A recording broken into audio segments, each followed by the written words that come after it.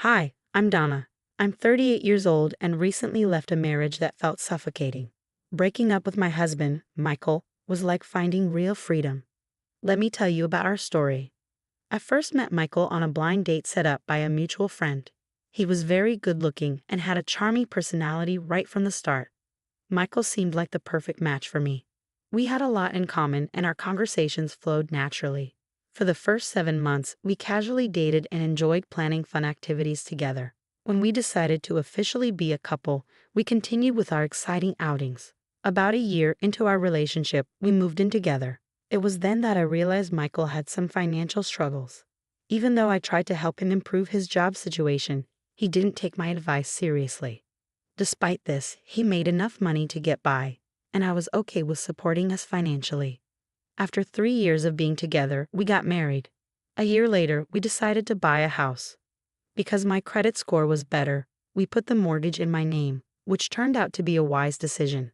However, after 4 years of marriage, I started noticing changes in Michael's behavior. He became more demanding and stopped helping with household chores, claiming he was too busy with work.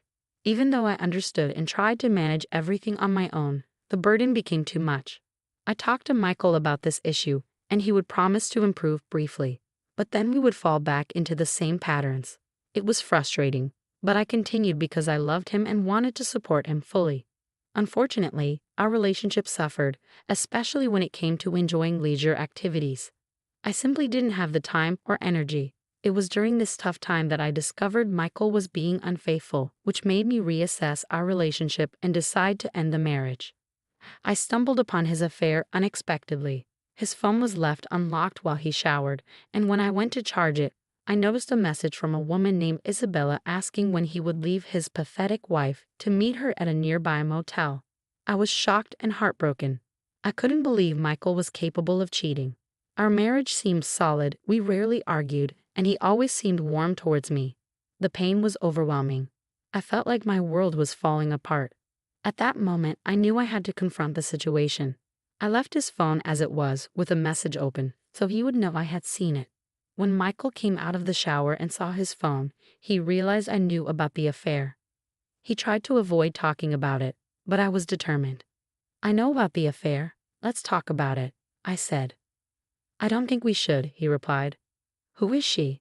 I'm sure you saw enough to know her name." "When did it start?" "A year ago." "Can we not do this right now?" "Why did you start seeing her?" "Please, let's not do this." "Don't call me babe, tell me." "I don't know. I guess I just missed the thrill of someone new, someone who's on the same wavelength as me. So I'm not on the same wavelength as you."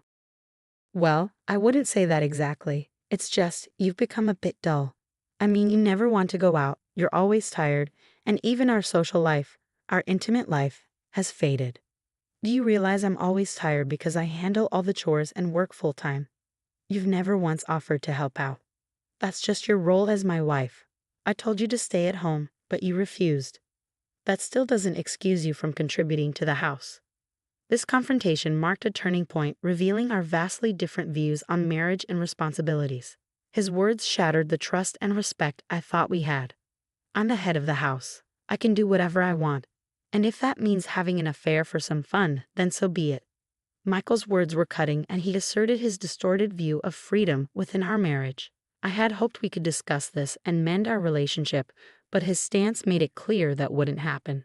"I don't think anything will change. You're just too dull.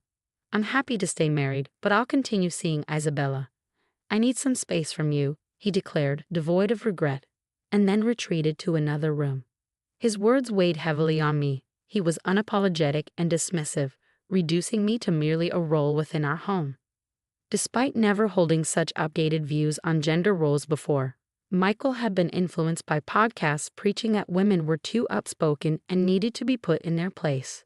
It was devastating to witness his transformation into someone who not only embraced these ideas but refused to see their harm. Shortly after, I heard the main door close. Michael had left to meet Isabella alone. Overwhelmed by a sense of abandonment and betrayal, I broke down, unable to bear the solitude and storm of emotions. I phoned my best friend Judy. She answered immediately, hearing the distress in my voice. Judy arrived swiftly, armed with comforting hugs and tubs of ice cream. She didn't press for details, Instead, she simply held me as I cried. When I finally calmed down enough, I opened up about the painful revelation. Michael was cheating on me. Judy, it's true.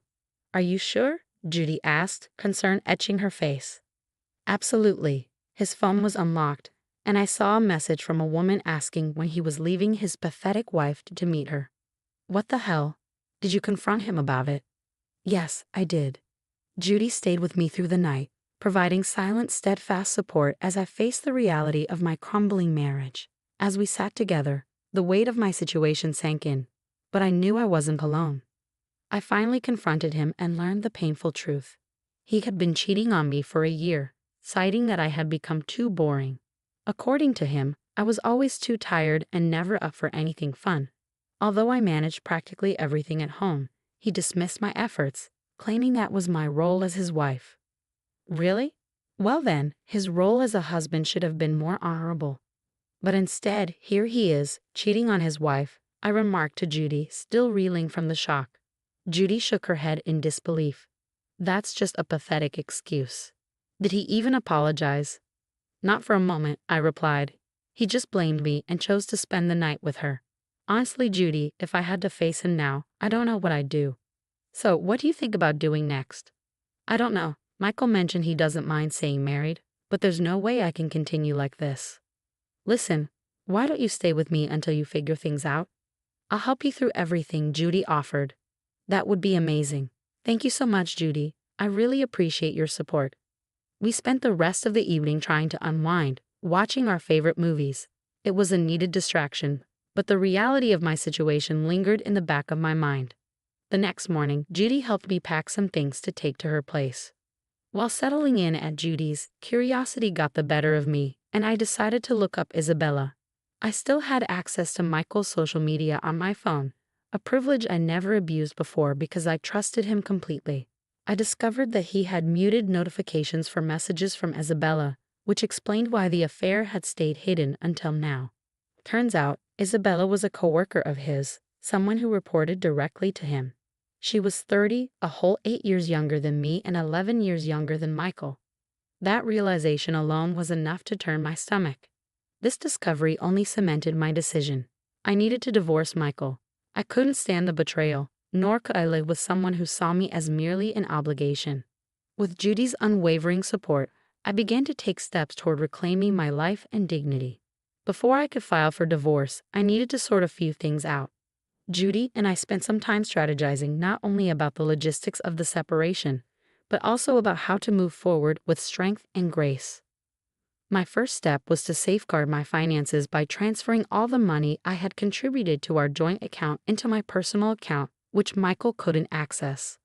In the following days, as I set the wheels in motion to file for divorce, I heard nothing from Michael.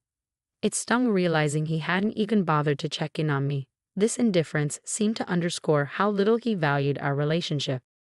When I eventually returned home to collect more of my belongings, I found Michael lounging on the couch. His reaction upon seeing me was predictable yet irritating. "Where have you been?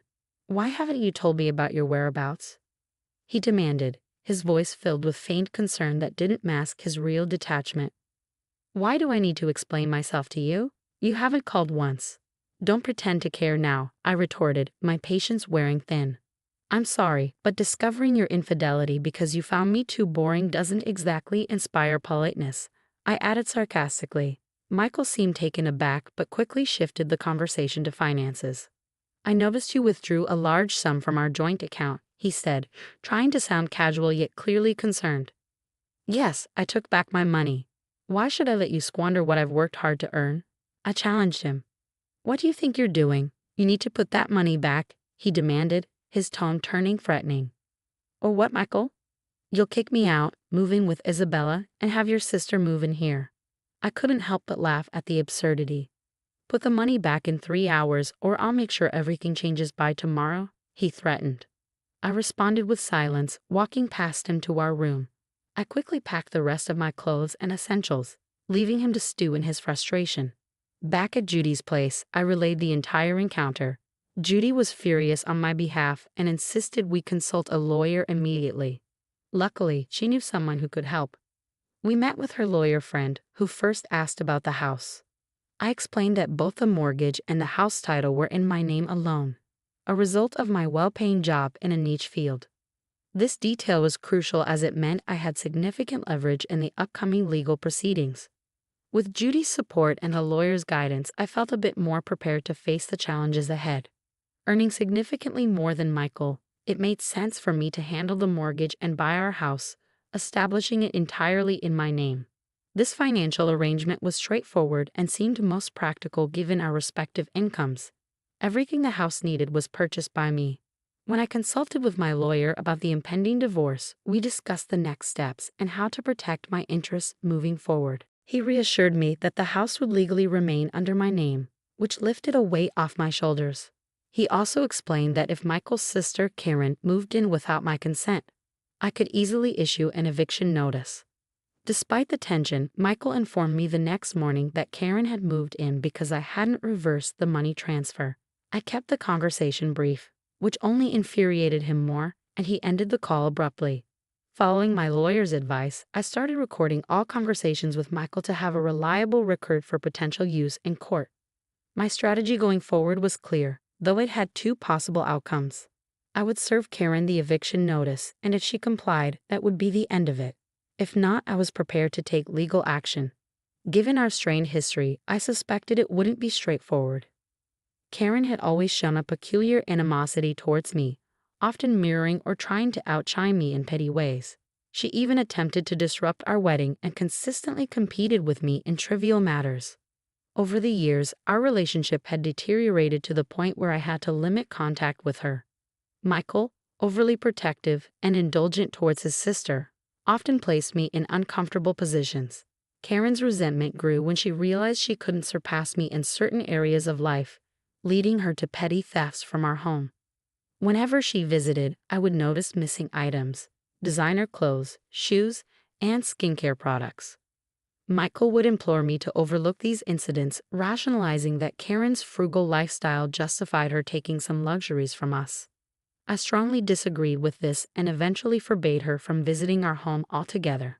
This decision did not sit well with Michael or Karen, but Michael was powerless to challenge it given the legal standings and my control over the property.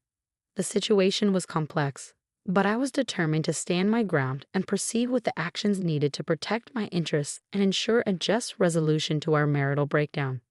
Having had enough of Karen's antics and a considerable amount of theft she committed from me, I explained the extent of her actions to Michael. He understood that the damage was far beyond what could be easily rectified. However, that didn't stop Karen from trying to provoke me further. One day, she called to flaunt her temporary triumph. "Hello, Donna. Guess where I am right now," she taunted. "Michael told me you've moved in," I replied, keeping my tone even. "That's right. I have this huge and glorious house all to myself, something you don't," she gloated. "I think I still do have the house. I've already sent an eviction notice your way, and you have 4 days to move out," I informed her calmly. "Ha, an eviction notice from you? Like I'll follow through on that. This is my brother's house.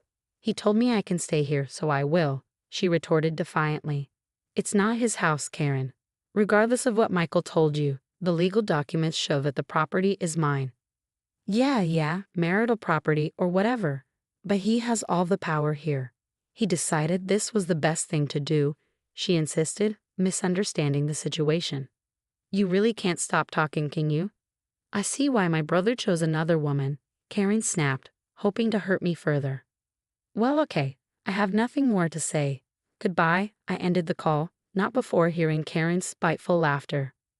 If she didn't vacate within the given 4 days, I was fully prepared to take her to court. I had all the legal backing I needed. Unsurprisingly, Karen informed Michael of our conversation, and within an hour, he called furiously questioning my audacity to send her an eviction notice. Like before, I chose not to respond to his anger. In the next 4 days, 2 significant things happened. First, I had the divorce papers delivered to Michael, and shockingly, he decided to contest them. Second, Karen had still not moved out. I followed through with my threat and had a court summons sent to her. Legally, she was considered a squatter. When Karen received the summons, she was visibly shocked to discover that the house was in my name, not her precious brothers. She confronted me, accusing me of tricking her. I did no such thing, I told her firmly. I gave you ample warning and time to leave. I even warned you to move out. The reality of her situation was finally starting to dawn on her, and I was ready to uphold my rights no matter what. Karen refused to heed my warnings, and ultimately she had to face the consequences in court. My lawyer presented a solid case, including the eviction notice and recordings of phone calls where I repeatedly asked Karen to vacate the premises, and she blatantly refused. In my state, squatting is considered a serious offense, and as a result, Karen was charged with a Class A misdemeanor and fined $650. The look of utter defeat and humiliation on her face was a sight I found deeply satisfying. After enduring years of her antagonism, the court proceedings settled. Michael and Karen, still unable to accept their defeat, confronted me at Judy's place. "Where have you been staying? How could you do that to my little sister?" Michael demanded. "Your little sister has been making my life miserable for years, and I finally put a stop to it in the only way I knew how. A decision you initially agreed with. Yet, the moment I stood up for myself, you sided with her." I responded, my frustration evident. I only did that because she had nowhere else to go after the eviction. I was doing her a favor, Michael argued. So the house suddenly became an option because we were separating. If we weren't, would you have sneaked her in? I countered. Michael stumbled over his words, but I cut him off. "Save it, Michael. I don't want to hear any more. I'll just see you in court." "How is the house even in your name? Your brother's name isn't on any of the documents. I have been the one paying off the mortgage and making other repairs meticulously for the past 4 years. No matter how much your brother contests it in court, he won't get any ownership of the house. All he'll get is a much lighter wallet," Karen interjected, clearly not understanding the legal footing. "You think I set him up? I did nothing of the sort. Your brother believes in being the man of the house. Yet he avoided any real responsibilities, preferring instead that I do all the hard work while he reaped the benefits. Thank God that won't be my problem anymore," I retorted, my patience exhausted. With that, I slammed the door in their faces, ending the conversation. In the weeks that followed, Michael, realizing he would not win the house, decided to contest every single possession we shared, down to the most trivial items like our dessert spoons. The battle was petty and exhausting, but I was prepared to fight for my peace and freedom no matter how long it took. I was completely unbothered by Michael's attempts to claim our shared possessions. For every piece of furniture and item he claimed as his, I had the receipts clearly showing who had paid for them. In truth, he hadn't contributed much, so he was only going to get a minimal share. While Michael was preoccupied with this petty squabble, I took action on another front. I sent screenshots of his inappropriate communications with Judy to his company's HR department. Within 2 weeks, Michael was terminated from his job. Surprisingly, Isabella was not. I learned from some of Michael's colleagues, whom I had remained friendly with, that she had argued Michael coerced her into the relationship by threatening her professional standing. Understandably, their relationship did not survive this revelation. It took some time, but eventually, the divorce was finalized and I was officially free to celebrate my newfound freedom and a successful resolution of a complex situation. Judy and I enjoyed a long celebration. It felt like a double victory. The last update I received on Michael and Karen was less than glamorous. They ended up living together in a modest apartment, both struggling to find jobs. Their parents were supporting them with a modest allowance, but they were far from pleased with their actions. My former in-laws even reached out to apologize for their children's behavior, a gesture that helped bring some closure to the entire ordeal. Now free, I looked forward to what life had to offer next. The entire experience reinforced a valuable lesson to never forget my worth. It also showed me that I could handle myself in tough situations, a force to be reckoned with. Here's to moving forward stronger and wiser. Cheers.